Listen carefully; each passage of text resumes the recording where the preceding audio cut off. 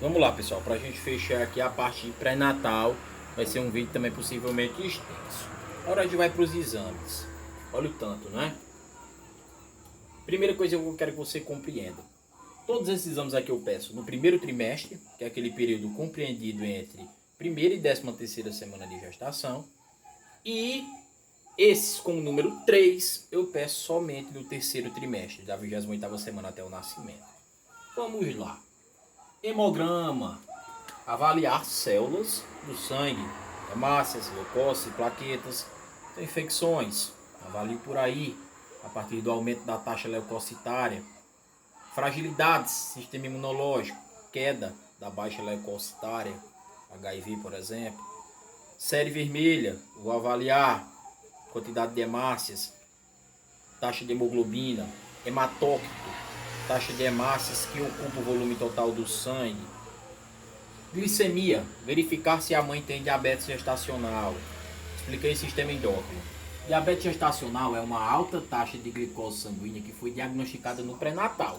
Se ela já era diabética, ela não tem diabetes gestacional, ela tem um ou dois.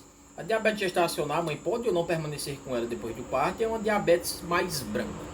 Alta taxa de glicose sanguínea pela não liberação ou carência na liberação da insulina pancreática. Sumário de urina. Exame de praxe. Averiguar se tem infecção urinária, que é comum em gestante.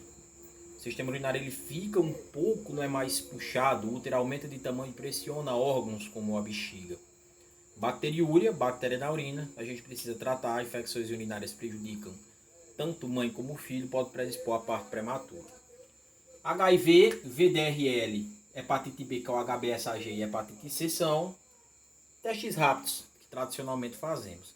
Naquela mesma lógica do teste de farmácia. Gotinha de sangue, tampão, C e T, corou C e não corou T, não reagente, corou C e corou T, reagente. São doenças severas, no caso, principalmente HIV, que se a gente descobre cedo, trata, minimiza dano, e até mesmo no HIV a gente consegue fazer com que o bebê venha sem ou com a carga viral nos fluidos corpóreos muito baixa. VDRL, sífilis, doença bacteriana. Se fosse para falar de sífilis seria uma outra aula. Sabe que VDRL é para diagnóstico de sífilis, que até o momento tá bom. Treponema pallidum, o nome da bactéria. Pode cair em prova.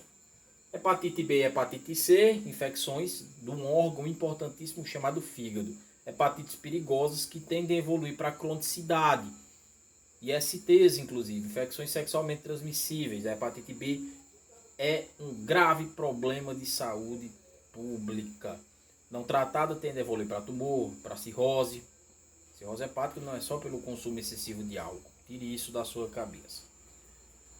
Toxoplasmose, rubéola e citomegalovírus também são sorologias. Aqui a gente vai buscar a presença do anticorpo IgG. Preferência é ótimo ele encontrar-se presente implica memória. Não é bom acharmos o IgM, infecção aguda. Na mesma lógica do teste rápido agora do coronavírus. O ideal é IgG reagente, IgM não reagente. IgM não reagente, o micro-organismo não está ali no meu corpo. O IgG reagente, se ele inventar de aparecer, eu já tenho memória. E para você entender. IgG anticorpo de memória, IgM infecção aguda. O melhor resultado é da IgG reagente e IgM não reagente. Eu não tenho micro-organismo e se ele aparecer eu tenho memória. Se der IgG não reagente e IgM não reagente, nem fede nem cheira. Não tenho micro-organismo, mas se por um acaso pegar, eu não tenho memória. Posso adoecer. Agora, se der IgG não reagente e IgM reagente, aí a casa caiu. Eu tenho um micro-organismo no corpo e não tenho memória. Lembre-se que algumas doenças, por exemplo, Covid-19, se você pegou e faz uma sorologia, certamente o IgG de reagente. Você adquiriu imunidade, se a gente estudou lá na rede de frio, ativa, natural. Parasitologem de fezes, a gente pede para averiguar se aquela mãezinha ela tem verminose. Verminose, baixa taxa vermelha, perfeitamente anemia, queda no oxigênio, parto prematuro. Temos também as ultrassonografias, ondas sonoras formam imagens fetais, pedidas nos 3 trimestres. No segundo trimestre pode perfeitamente ser uma morfológica. Tipagem sanguínea, a gente pede para a mãe de primeira viagem. Se a mãe tiver o sangue RH negativo, eu encaminho para o pré-natal de alto risco. Vocês até falar do primeiro vídeo.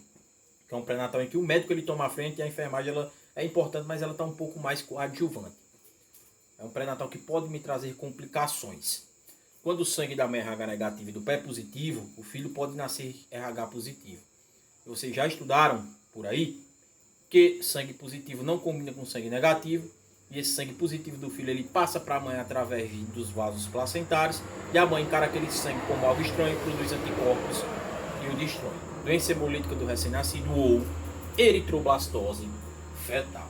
Medicações clássicas: sulfato ferroso, ácido fólico. Sulfato ferroso, a quantidade de sangue da mulher duplica, só que o ferro não, então ele dilui. Então eu tenho que entrar com essa medicação. Quando a gestação é planejada, coisa rara hoje em dia, o que é que ocorre? A mulher aumenta a ingesta férrica e quando a gestação bate na porta, ela não tem tanta deficiência. Tomada a gestação basicamente que por inteira, a quantidade de comprimidos, a dose depende do hemograma. O ácido fólico ele é tomado até ali 15 a 16 semanas, porque a partir daí não tem necessidade, porque já atingiu o objetivo. Ácido fólico, vitamina B9. Importantíssimo, formar tubo neural, que é o sistema nervoso central da criança, encéfalo e medula espinhal.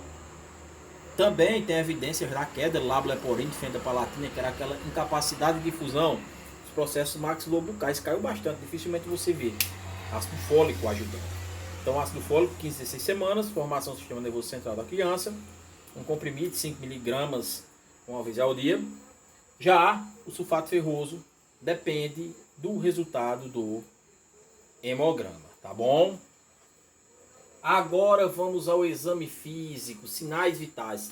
Temos que averiguar. A primeira consulta do pré-natal dura 1 hora, muito papel, muita coisa para fazer. Pulso, temperatura, pressão arterial, respiração. Me diz muito isso. Pressão arterial, pré-eclâmpsia, a gente fala já já. Peso, a condição nutricional daquela gestante é fundamental. Eu tenho dados que cruzam na caderneta, né, de saúde da gestante, que eu vou colocar depois uma foto para vocês olharem, que é o documento ao qual a gente faz os registros. Também registramos na ficha perinatal. A caderneta da gestante fica com ela e a ficha perinatal é um espelho que fica comigo. Então lá, nessas fichas, eu tenho um gráfico que eu coloco as semanas gestacionais e o peso e cruza para ver se encontra-se naquela faixa ideal que é entre as curvas. Vocês já estudaram isso na puericultura. Todo gráfico é igual. Quando eu cruzo informações tem que ficar entre as curvas, não pode ficar nem abaixo nem acima. A gestante ela tem que ganhar de 12 a 16 quilos durante a gestação. Tudo isso, sim, só o bebê vai pesar 3,5. Placenta é pesado, líquido amniótico é pesado, cordão é pesado, tá bom? Edema, avaliar. São clássicos inchaços, mas não podem ser exagerados. Antigamente era até critério para pré-eclâmpsia, hoje nem tanto. Hoje é mais o que? A pressão arterial elevada com a proteinúria. Manobras de Leopold. Eu vou apagar aqui para explicar isso para vocês.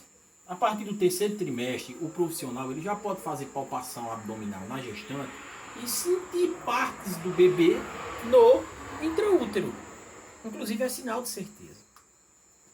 Dá para o profissional saber, por exemplo, se ele está cefálico, que é a posição ideal para o parto vaginal, se ele está transverso. Vocês vão entender.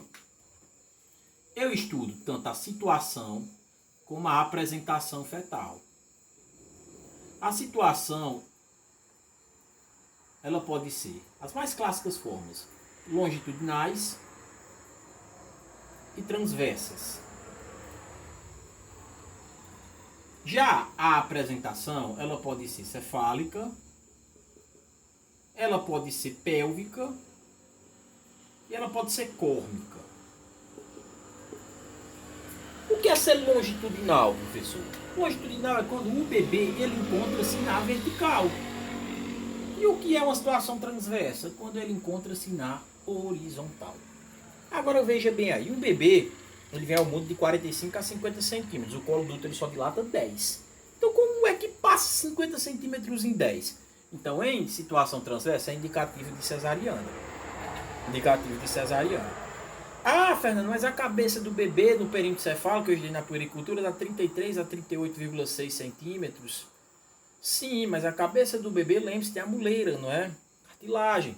Para exatamente fazer com que a cabeça se molde ali no canal do parto. Com o tempo, né, essa cartilagem ela é calcificada por completo.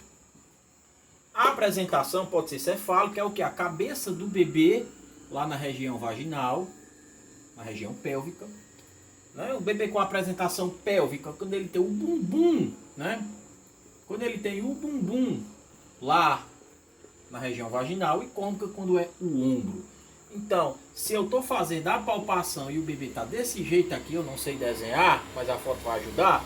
Ele é um bebê que está na situação longitudinal com uma apresentação cefálica ótima para parto vaginal.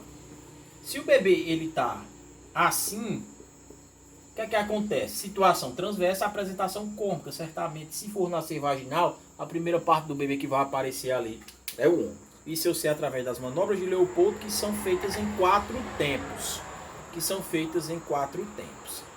Quando vocês verem a foto, vocês vão observar melhor. A gente consegue identificar se a cabeça está encaixada na região pélvica. A gente consegue identificar o lado dorso do bebê com relação à mãe, que está. A gente consegue identificar fundo de útero. É muito útil essas manobras. Vacinas. A gestante ela toma vacina DT, difteria, tétano. Toma DTPA, componente da coqueluche acelular. DT, difteria, tétano, DTPA, difteria, tétano, coqueluche, A quer dizer acelular, componente morto. Toma também hepatite B. Toma também influenza. E eu colocaria aqui, vamos dar uma moral para a triviral. Ela toma no resguardo, mas vamos explicar. DT, difteria, tétano. Se a mulher não tem nenhuma comprovação vacinal, ela vai tomar uma dose hoje, uma 2 meses depois da primeira e uma 4 meses depois da primeira. Então toma hoje, dia 18 de maio, toma depois, dia 18 de julho e 18 de setembro. DTPA, ela tem que tomar uma dose em toda a gestação pós 20 semanas. Pós 20 semanas, tá certo? Então, vamos supor que ela não tem nenhuma comprovação vacinal. Eu usaria 0,2 e DTPA depois das 20 semanas de gestação. Teremos que fazer contas aí. Hepatite B, o esquema é uma hoje, uma um mês depois e uma 6 meses depois. Então seria 18 de maio hoje, 18 de junho e 18 de novembro. Influenza, uma dose em toda a gestação, de preferência na primeira consulta, e triviral no pré-natal, no puerpério, sarampo, cachumba e rubéola. Passa através do leite materno. Imunidade o quê? Passiva natural, anticorpo pronto.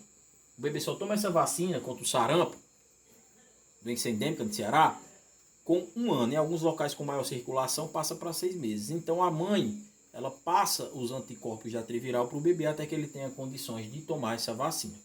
Agora tudo vai depender do calendário da mulher. Por exemplo, se ela já tiver em gestações anteriores tomado 2 doses de DT, ela só completa a terceira com a DTPA depois de 20 semanas. Se ela tiver tomado uma DT, ela toma 2 DTPAs. Se ela tiver tomado uma DT, ela toma outra DT e uma DTPA. A terceira sempre tem que ser DTPA. Se ela tiver já comprovado o esquema da hepatite B, ela não precisa também mais tomar vacina. Beleza?